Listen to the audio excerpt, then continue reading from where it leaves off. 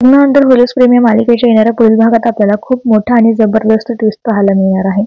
येणाऱ्या पुढील एपिसोडमध्ये पाहायला मिळणार आहे की आता काव्य आणि पार्थ जिथे अडकलेले असतात तिथून ते आपल्या घरी जायला निघतात. तेव्हा काव्य हन्ना आणि त्याच्या बायकोला म्हणते की आम्ही येतो. तर हन्नाची बायको म्हणते की येतो कसं, तू जे आहे ते हे म्हणजे तुझं लग्न झालेलं आहे ना, सवासीन आहे ना, मग हळदी कुंकू लावावं लागेल. तेव्हा काव्य रागातच पार्थकडे बघते तर इकडे विक्रम आणि मालिनी नाश्ता करायला बसलेले असतात.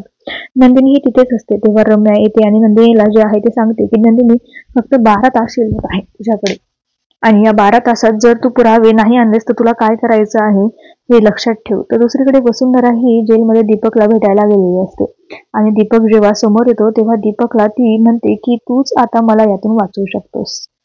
तर प्रेक्षकांना आता दीपक वसुंधराची साथ देतो की नंदिनीला मदत करतो हे पाहणं रंजकदार असणार आहे. पण दीपकने कोणाच्या बाजूने साक्ष द्यावी असं तुम्हाला वाटतं आणि तुम्हाला काय वाटतं की कोणाच्या बाजूने तो साक्ष देईल ते कमेंटमध्ये कळवायला विसरू नका. धन्यवाद.